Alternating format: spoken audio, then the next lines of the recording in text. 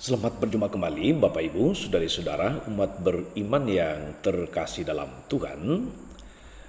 Selamat menyambut hari dengan penuh syukur dan menjalaninya dengan penuh iman dan tanggung jawab. Hari ini hari Kamis tanggal 13 Januari 2022. Saya Romagus CSSR mengajak saudari-saudara merenungkan Injil Markus bab 1 ayat 40 sampai 45. Kita mendengarkan firman Tuhan. Dalam nama Bapa dan Putra dan Roh Kudus. Amin.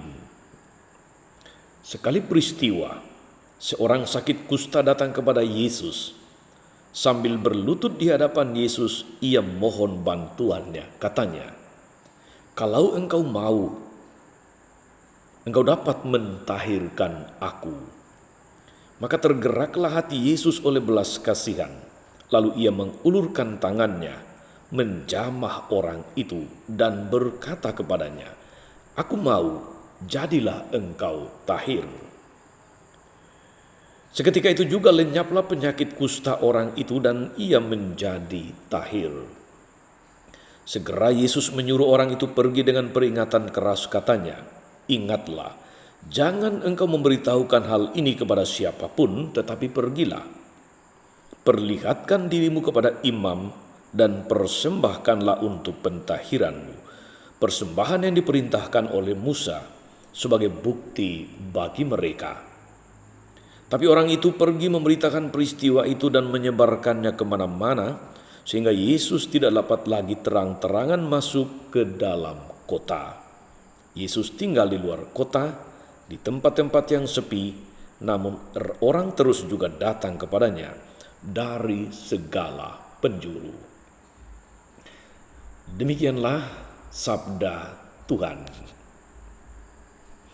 Bapak Ibu, saudari-saudara, umat beriman terkasih dalam Tuhan, para sahabat, pendengar setia, Renungan Harian Katolik Mutiara Pagi dimanapun Anda berada.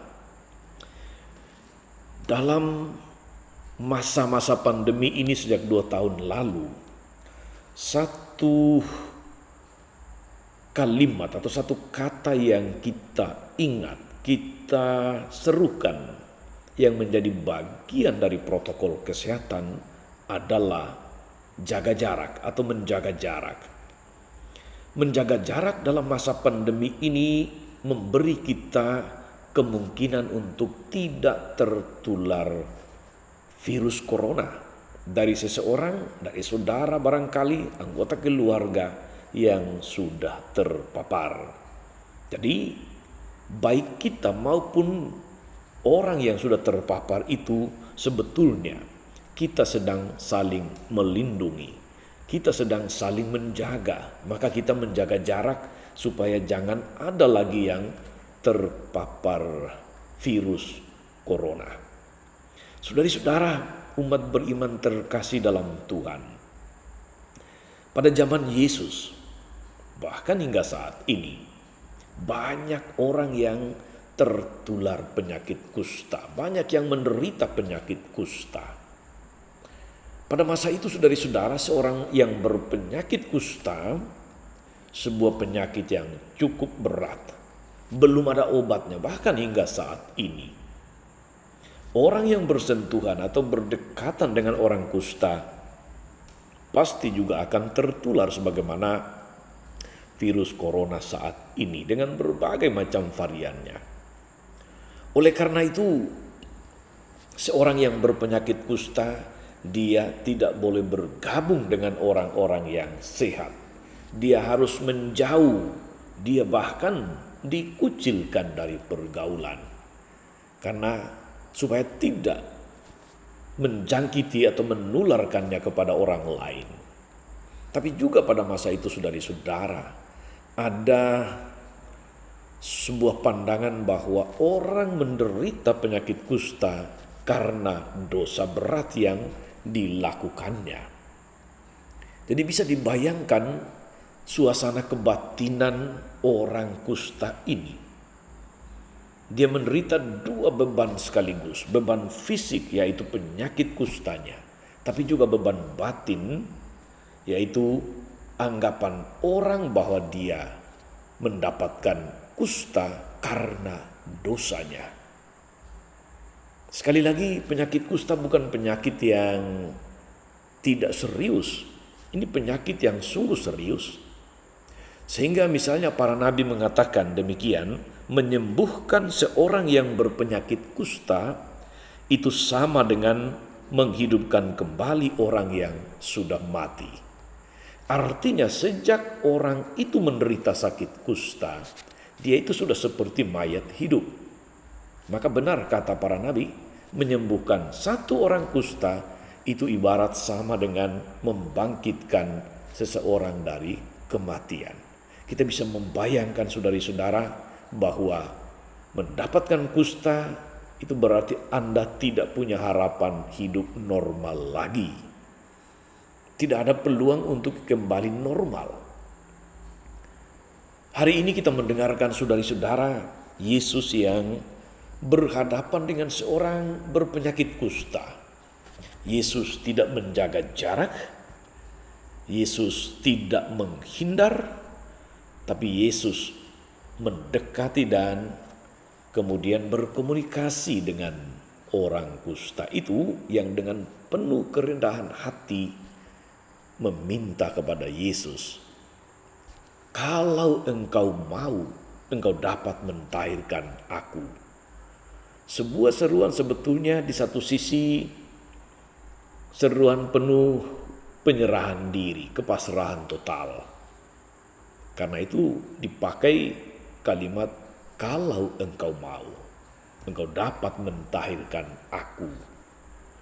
Di sisi yang lain, ini adalah sebuah bentuk ketidakberdayaan, bahwa tidak ada lagi yang lain yang bisa menolong selain Yesus. Maka kalau engkau mau, engkau dapat mentahirkan aku.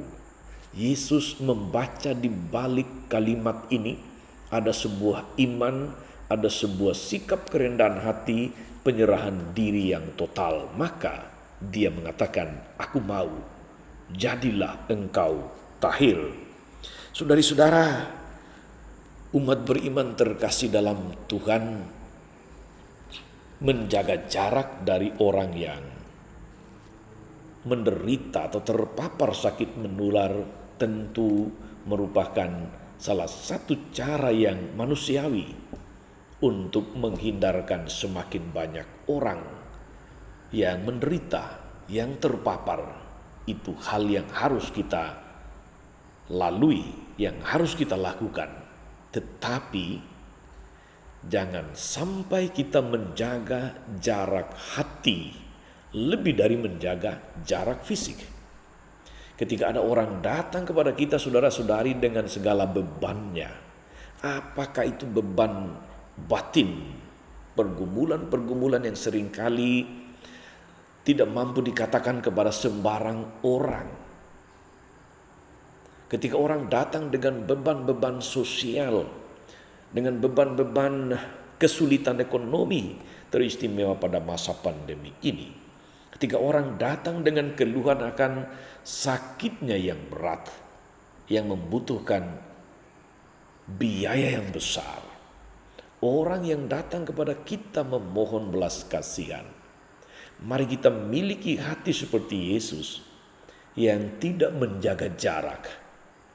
Tentu sekali lagi normalnya, bila ada sebuah penyakit yang menular, sangat normal ketika kita menjaga jarak fisik. Tetapi janganlah kita menjaga jarak hati. Hati harus tetap berbelas kasih meskipun kita harus menjaga jarak fisik. Ini yang seringkali terjadi, saudara-saudari, bahwa kadang-kadang kita sudah berusaha untuk menjaga jarak fisik, tetapi hati pun ikut berjarak. Tidak ada hati yang berbelas kasih. Firman Tuhan hari ini mengajak kita, saudari-saudara, untuk memiliki hati yang tidak berjarak seperti Yesus. Ketika kita berjumpa dengan orang-orang, dengan saudara-saudari yang datang, yang memohon pertolongan, mereka yang mungkin lewat di depan kita, di samping kita, dengan macam-macam masalah, dengan macam-macam beban pergumulan. Semoga kita memiliki hati yang selalu tergerak untuk berbelas kasih seperti Yesus.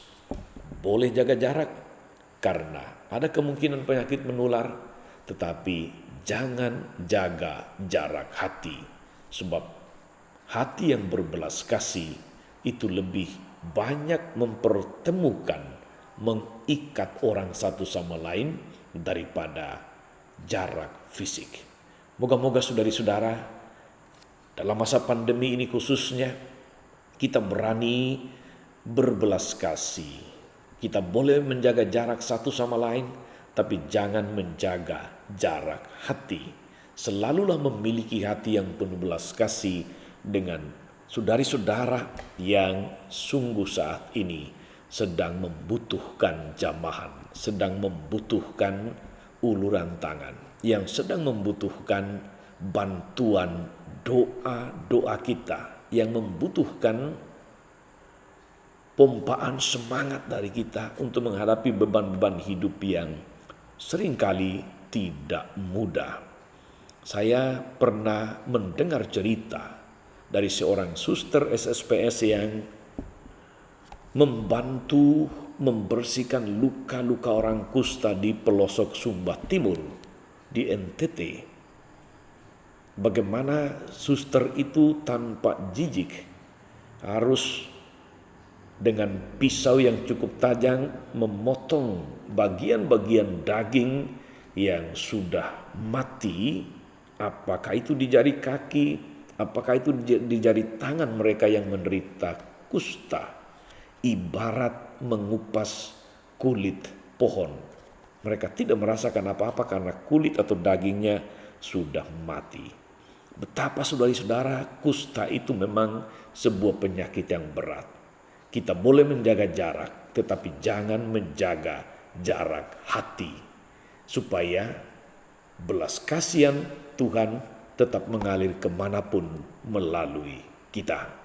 Tuhan Yesus memberkati, Maria Bunda selalu menolong, setia mendoakan kita semua. Amin. Tuhan Yesus Kristus, kami percaya bahwa belas kasih-Mu akan memberikan kami rahmat, kekuatan, pembebasan, kegembiraan dalam hidup kami ini. Kuatkan kami agar kami senantiasa tidak menjaga jarak hati dengan saudari-saudara yang sungguh membutuhkan uluran tangan. Memang dalam masa pandemi, kami harus menjaga jarak satu sama lain untuk saling melindungi. Semoga kami tidak menjaga jarak hati, agar kami tetap senantiasa berbelas kasih satu sama yang lain. Ingatlah dengan penuh kasih ya Tuhan akan hamba-Mu, Bapak Yosef Gunawan Saleh yang saat ini sedang dirawat di rumah sakit. Berkati dia, berkati segala intervensi medis yang dilakukan. Semoga melalui berkat-Mu, melalui pertolongan dokter, saudara kami ini boleh dibebaskan dari sakitnya dan kembali pulih beraktivitas seperti biasa. Kami percaya Engkau yang senantiasa berbelas kasih, yang selalu peduli kepada siapapun. Ingatlah juga akan saudari-saudara, para sahabat, kenalan, semua yang saat ini sedang membutuhkan dukungan doa, membutuhkan dukungan semangat dari kami. Mereka yang sedang menanggung beban-beban pergumulan, entah karena sakit atau penyakit, entah karena tuntutan ekonomi, entah karena tuntutan biaya hidup, biaya studi anak-anak. Semoga Engkau memandang mereka dengan penuh belas kasih dan memberkati dengan cara-Mu yang bijaksana. Kami sampaikan semua doa ini ya Tuhan dengan pengantaraan Yesus Kristus Tuhan kami. Amin. Saudari-saudara sekalian, berkat Allah turun atas saudari-saudara, atas mereka yang kita doakan atau kita janjikan doa mereka yang sakit dan menderita, mereka yang sedang menanggung beban-beban persoalan, pergumulan-pergumulan batin. Segala rencana karya dan pelayanan sepanjang hari ini, Bapa dan Putra dan Roh Kudus. Amin. Jangan lupa like, subscribe, nyalakan lonceng notifikasinya. Salam 52, Tuhan memberkati.